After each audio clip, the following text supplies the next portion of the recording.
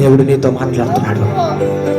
దేవుడు నిన్ను దర్శిస్తున్నాడు. ఈ రాత్రి కాల సమయంలో సందర్భం ఏదైనా కానీ నువ్వు ఎలాంటి కన్నిటిలో ఉన్నావు, ఎలాంటి దుఃఖంలో ఉన్నావు, ఎలాంటి వ్యాధిలో ఉన్నావు, నా ప్రభు ఈ రాత్రి కాల సమయంలో నీకు ప్రత్యేకమైనటువంటి నెమ్మదిని ఇవ్వబోతున్నాడు. గట్టిగా చప్పట్లు పడి దేవుని యొక్క నామాన్ని, పరిశుద్ధాత్మని ఈ స్థలంలోనికి ఆహ్వానిస్తే దేవుడు నీతో మాట్లాడుతున్నాడు.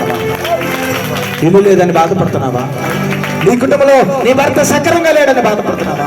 నీ భార్య సక్రమంగా లేదని బాధపడుతున్నావా? నీ కుటుంబంలో నీకు పిల్లలు లేదని బాధపడుతున్నావా? ఎట్టి వ్యాధులతో బాధపడుతున్నావా? ఎట్టి ఆందోళనతో బాధపడుతున్నావా? అనారోగ్య సమస్యతో బాధపడుతున్నావా? ఎలాంటి పరిస్థితుల్లో ఉన్నావో, ఏ స్థితిలో ఉన్నావో, నా ప్రభు నిన్ను ఇప్పుడే దర్శించబోతున్నాడు. ఆదిత్యం ఇచ్చేటువంటి కుటుంబంగా ఉండాలి, అపార్థాలు లేనటువంటి కుటుంబంగా ఉండాలి, దేవుని కొరకే నిలబడేటువంటి కుటుంబంగా ఉండాలి. దేవా, నాతో మాట్లాడయ్యా, నాతో మాట్లాడయ్యా, నన్ను దర్శించయ్యా. ఈ రాత్రి కాల సమయంలో నాతో మాట్లాడయ్యా. దేవుడు నీతో మాట్లాడుతున్నాడు. దేవుడు నిన్ను దర్శిస్తున్నాడు. దేవుడు నీతో మాట్లాడుతున్నాడు.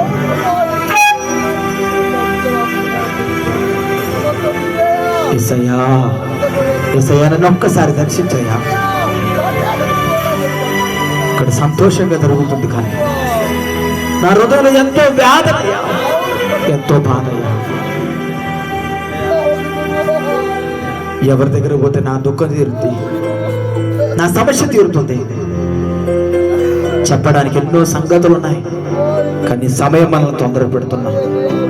విధానాన్ని బట్టి ఈ రాత్రి కాల సభలో ఈ మైకు యంత్రం ద్వారా ఎంతమంది ఈ మాటలను ఆలకిస్తున్నారు.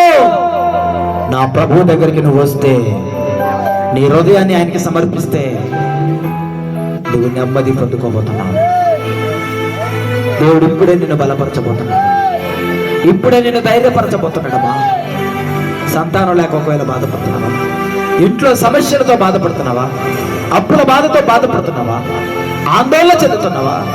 ఏ పరిస్థితిలో నువ్వు నలిగిపోతున్నావో, నా పరిశుద్ధాత్మ దేవుడు ఇప్పుడే నిన్ను గద్దిస్తున్నాడు. స్తోత్రం చేద్దాము. హల్లెలూయా, హల్లెలూయా, హల్లెలూయా, హల్లెలూయా, హల్లెలూయా, హల్లెలూయా. స్తుతి స్తోత్రం, స్తుతి స్తోత్రం, స్తుతి స్తోత్రం, స్తుతి స్తోత్రం, స్తుతి స్తోత్రం.